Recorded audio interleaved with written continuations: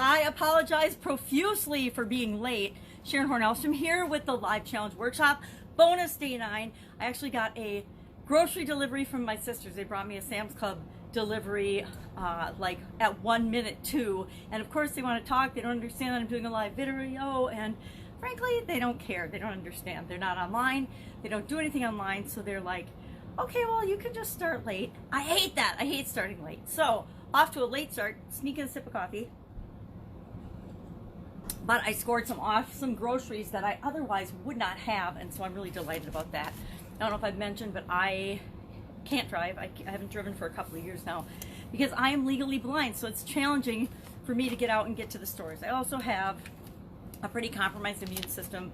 Over the decades, I've had all kinds of health challenges because I didn't take care of myself. I didn't take care of my health. So today what I'm going to do is I'm going to show you the A's to Z of how I set up my own challenges. I wanted to sneak into my notebooks. Now, whenever I do a challenge, you'll see this, it's dog-eared. I start a new notebook. It's got dog-eared, it's got pages flagged, it's got tons of notes and things in it, most of which I can't read without my magnifying glass or an enhancer that puts them up on the 62-inch TV. But I wanted to pipe through here and talk about a couple of things. I decided the night before last, I woke up yesterday morning and decided we got the announcement from President Trump that we are going to be shut down a lot of our businesses for the next 30 days, the entire month of April. And we were thinking it's going to be a couple of weeks in March. The day before my birthday, he announced the travel ban and things for Europe and people coming back. And then we thought, oh, it's just going to be a couple of weeks. And by April, we'll be back to normal. We'll start beginning back to normal. Well, now we know that that's not true. And the entire month of April, we're going to be down. So I decided I need to do something in the month of April with respect to a challenge for people to keep them going, to get up and go. And so I thought, okay, I'm going to do a get up and go challenge tomorrow, April 1st, which is the last day of this challenge. And I'm going to roll right into the same day a new challenge. And this will be a 30-day challenge for the entire month of April.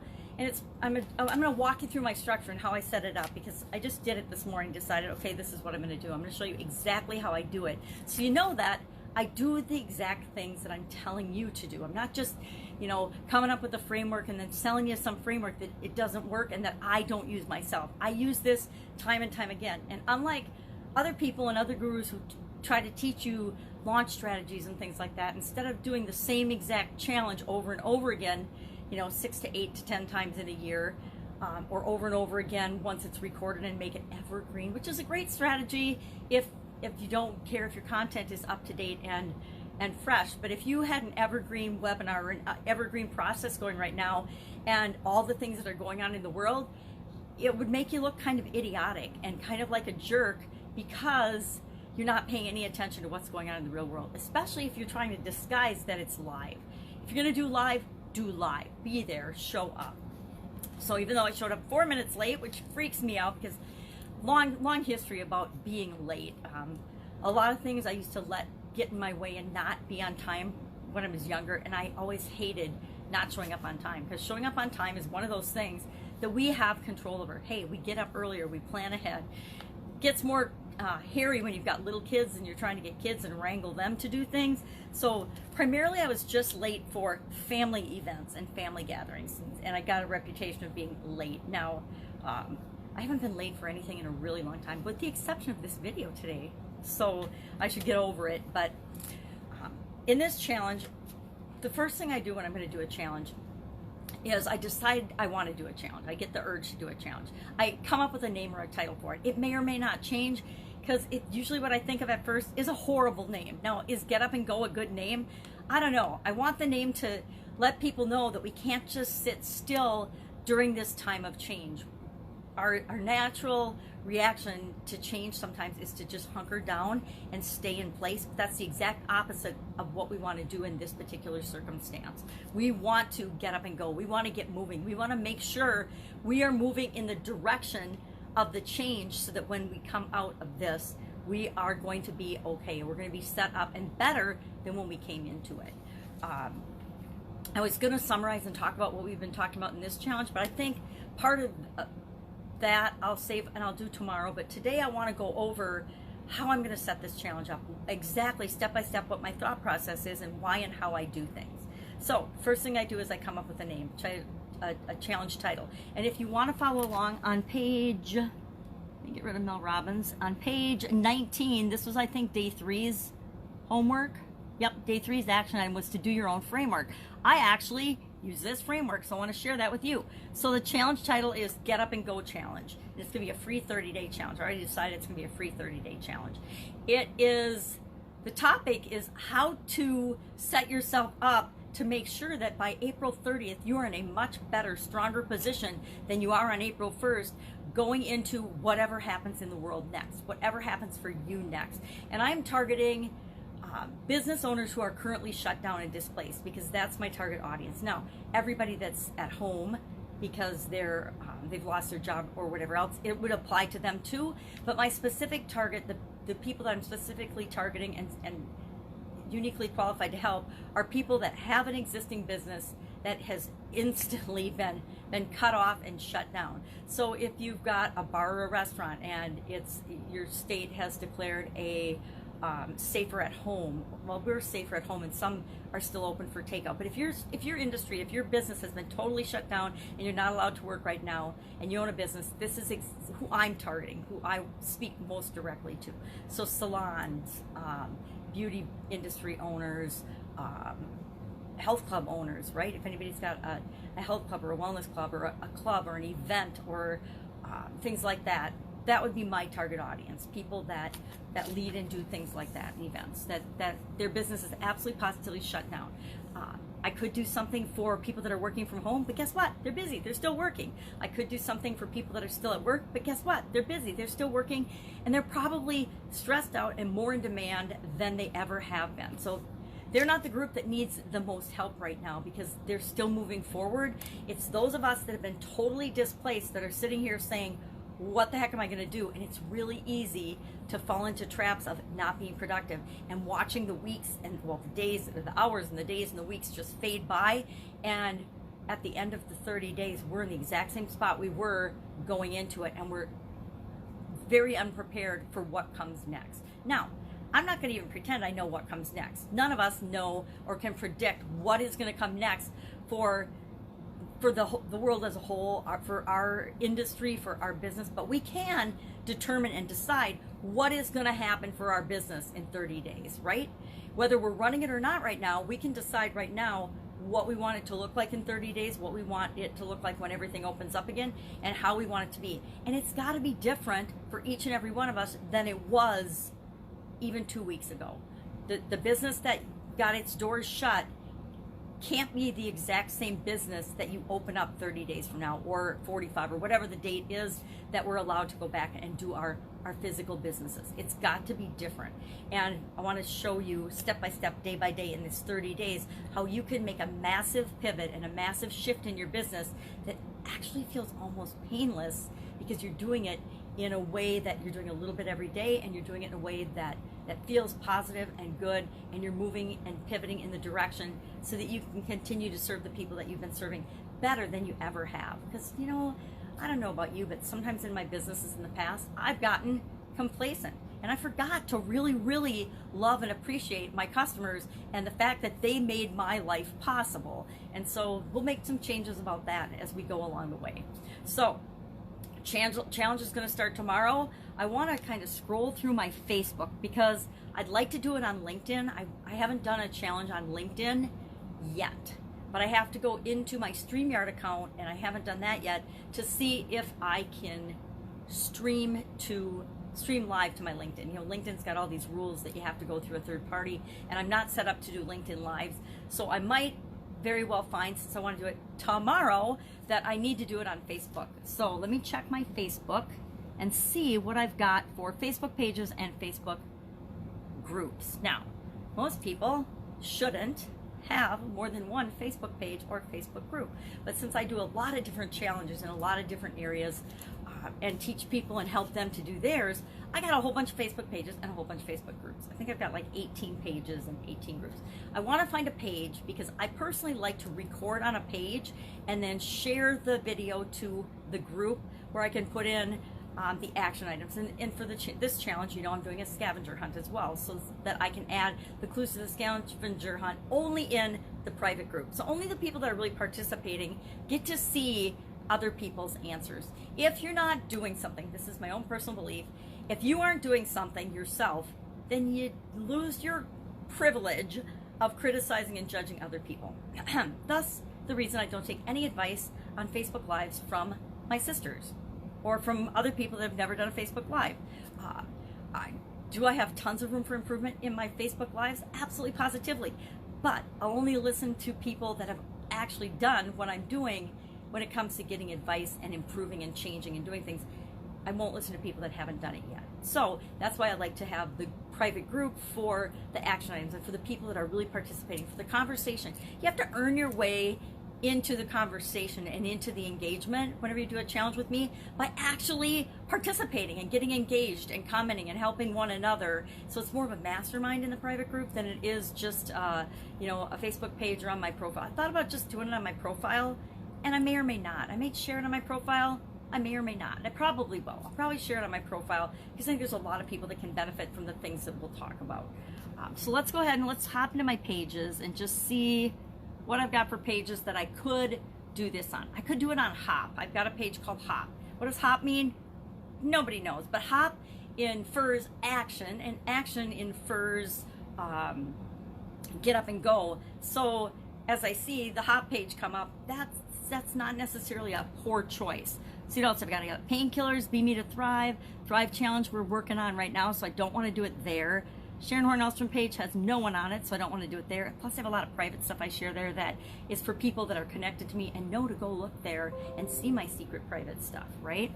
Supersize Your Business, nope, got too many other people in that. Pajama Grandma doesn't really feel appropriate for business people. Short Sale Tales, Super Lift Secrets, Flip Books for You, Sharon Horne-Ellstrom. Now, that's really an interesting story. I tried to do, one of my mentors taught me to, he said, take your Facebook friends, all of them if you're close to 5,000, and turn them into a group. It took like 5 months of working till it finally created a page out of it, and now I'm scared to do anything with it, so I don't do anything with that page. Stress Buster Bootcamp, that might be a good one, but I'm not going to do it there. Women Business Owners, Supersize Your Business, Simple Short Sale Tales, not 30-Day Supersize Challenge, nope, that's something else going on. Supersize Business Summit, that's something else going on, and Supersize Business is my main page, so I'm not doing it there. So I'm going to vote Hop. I'm going to decide right now that I'm going to do it on my Hop page. So where's my notes? As I start to map this out, I'm actually cheating and doing it in my live challenge workshop book because I needed to do it, and now I lost my page already of talking points and things I wanted to talk about today, to tell you how I actually do this. And actually, I'll show you some more things in my notebook that I haven't done for this yet. I will come up with and discuss and figure which business framework am I going to teach in this 30-day challenge. In every one of my challenges, I underlyingly, and I'm telling you right now, this is a secret that every business leader does. They have their own process and their own framework that they're using on you, whether they're sharing it or not. I'm telling you right up front, I'm going to pick one of my frameworks, and as I'm doing the challenge, I teach you that framework by demonstrating it as I'm doing the challenge. So I've got a live challenge framework. And I'm looking for the circular diagram is what I really want to show you. It's actually a 10-step process, so we could go through it almost 3 times. Here it is. In the challenge itself.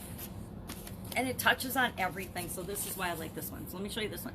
So this may well be the framework that I use to do the challenge. So we're going to do it on Hop. I gotta find my blank pages so I can write down as I just decide these things.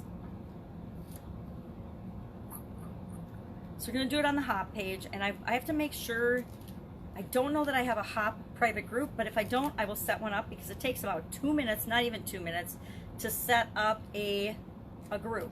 So that's quick and easy to do. This is a problem with not tabbing my notebooks, especially given I can't see well enough to do it. So I'll probably use that framework. I want to go back to the challenge framework and keep walking through that with you with the different steps that I use. Here it is. it's so messy I couldn't even find it. I'm gonna stick my magnifying glass in there. Okay, so I'm gonna write hop on here since I picked hop as the page and circle it. So I'll do it on the hop page. I'll go live on the hop page. Probably share it on my profile as well. May go live on my profile. I'll let you know tomorrow when I do it, right? When I actually implement and take action, I'll show you tomorrow.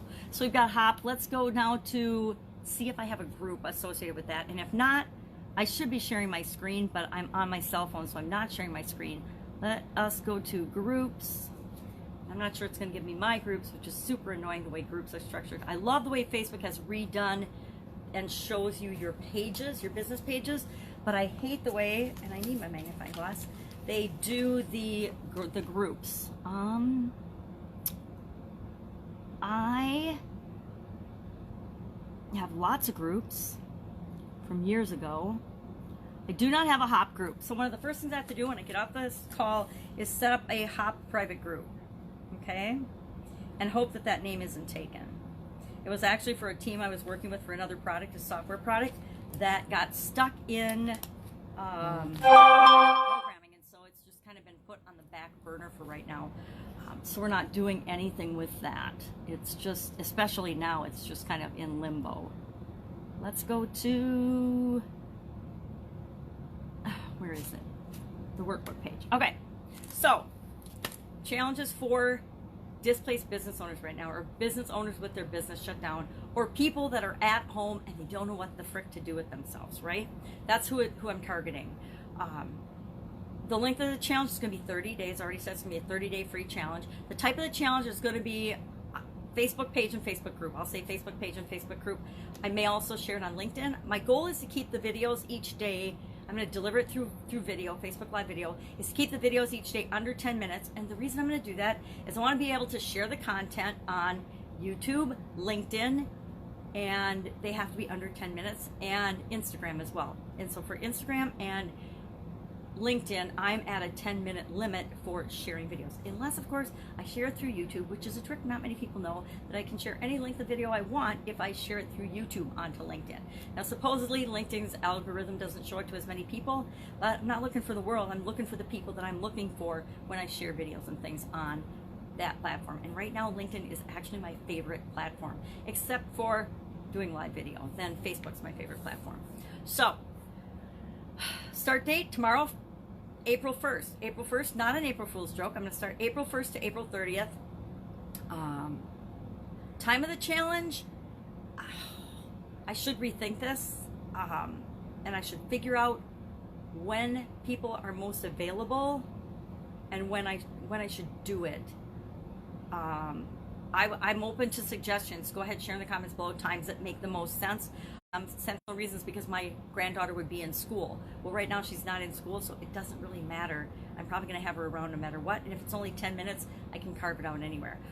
I personally like to do my content and create videos and content when I'm not dropping my magnifying glass. First thing in the morning, like early in the morning, we're talking 5:30, 5 o'clock in the morning, which doesn't make sense because nobody's available at 5 o'clock in the morning, especially if they're not working, they're not getting up at 5 o'clock in the morning to not go to work. So I'm not committed to a time yet. Maybe in the evening would be better for people, like 6 o'clock Eastern. But again, people aren't working, so I can do it any time during the day that makes sense for people. So right now, let's just map out that I'm going to do it noon Eastern, 11 a.m. my time, continue with that same time slot. And if that doesn't work, I'll let y'all know tomorrow when I'm going to do it, when the time will be. But it will be the same time every day for all 30 days that I will go live. And then of course, the recording will be available, probably in perpetuity. They'll probably have the recordings be available forever. Now, then the next thing I do after I decide where the challenge is going to be, what time it's going to be, what the topic's going to be, I start to map out what do I want to cover, what's my content going to be. And again, I mentioned secretly that I pick a framework that I want to teach and share with people, and I use that framework myself as I do and deliver the challenge. Then I look for, and what I'll usually do, and I did do this and started doing it, and I'll have to see where I put it in here. I start doing, it's a 30-day challenge, so I just number a paper 1 through 30, and I start writing down, okay, well, what are my topics? Don't want to show you that. That's the scavenger hunt clues. And then I thought, well, do I want to do a game? or a scavenger hunt or some kind of a fun challenge along with this.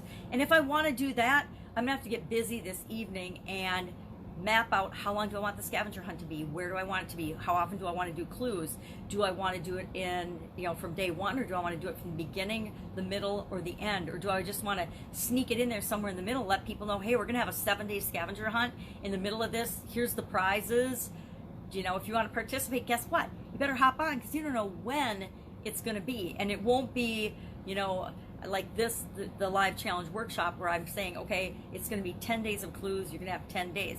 You won't know how many days or how many clues or how long or when it's going to start and when it's going to end and when the response and the answers are going to be due if you're not watching and participating and actually doing the homework, doing the challenge. You have to actually take action, do the action steps.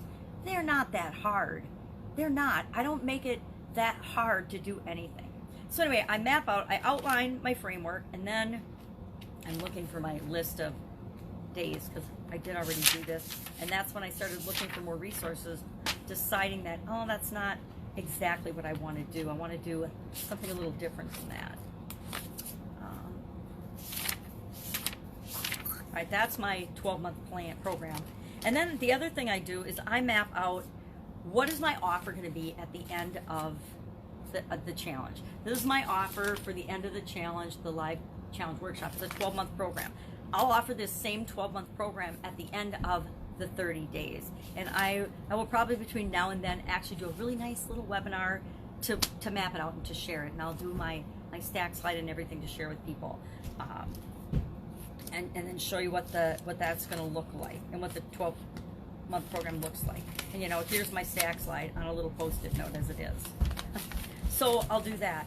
But what I'm looking for is I map out the 30 days of topics. Now, I also decided that this time, and I lost my page again, I'm going to map out a framework for each day. So each day of the challenge will have the same structure. So each day's structure. Right now, as you can tell, I'm not talking off a structure. I'm talking off the challenge blueprint that I use, the challenge framework, but I'm not talking off of a structure. I don't do an introduction. Hello, that's my granddaughter waving at me. I don't do a framework, but for this one, I'm like, since it's 10 minutes, I want it to be clear, concise, and consistent every day. So we'll have an introduction. We'll have some kind of an intention-getting introduction.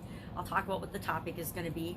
I'll share the topic. I'll share 3 main things, no more than 3, which is for me to shut up and not go over 10 minutes. I will only share 3 main points about the topic or the subject or the thing that I'm sharing, and then I will give you the action item for the day, right?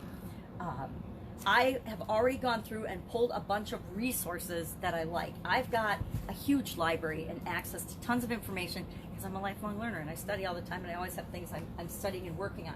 And so I have been bouncing through and going through some ideas and workbooks and some things that I love. I love Wayne Dyer's Everyday Wisdom for Success. Maybe one of the things I'll do is I'll share one of his quotes every day just to give you something to think about, something positive to think about.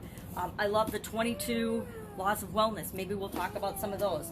I love the book, Wherever You Go, There You Are, because you know what? Wherever we go, no matter how we approach this situation, we're with ourselves at the end of it, and who we are is what's really important. I also love workbooks. I love workbooks and activities, things that get us taking action to learn more about ourselves and how we respond, more about each other and how we can be better human beings. So things like Don't Sweat the Small Stuff. One of my very all-time favorites is Excuse Me, Your Life is Waiting. This is an incredible workbook. I have lots of stories about this workbook. It took me a long time to get through this workbook, but I told myself after my sudden cardiac arrest that I had to do it all in order, and I couldn't move on until I finished every exercise in this book. So I have a lot of love for this book as a whole, but there's one exercise in particular. It took me like 2 months of looking at it every single day to make myself do it. And it turns out when I decided to do it, it only took a few minutes, but my fear of doing it, my resistance to doing it was the breakthrough that I personally needed to get through the rest of the book in record time. So I like that one. I also like the Be Happy Attitudes from Robert Schuller. These are like old-time classic books. And so I will take from these resources and all my other resources and all my other challenges lessons and things that make sense for this particular topic, and to help us make sure that we're moving forward to the best of our ability so that we're ready better than ever as we come out of this, hopefully on April 30th. Again, if you have any questions about this, hit me up in the comments below. This is exactly how I do my challenges, each and every one. And then what I learn, and then I interact with people. I have, 4 pillars to challenges and how I do that. And I share all of this with you so that you can see and understand that it's not that hard. That if I can do it, you can do it too. Even with a little 4-year-old making noise and clapping in the background. So that's it. That's just the bonus share for today. I would love if you would join me in the Get Up and Go challenge tomorrow, starting tomorrow. I guarantee you will learn more in-depth things about challenges and how you can use challenges. We'll be talking about specific examples in specific businesses and applying the lessons to them.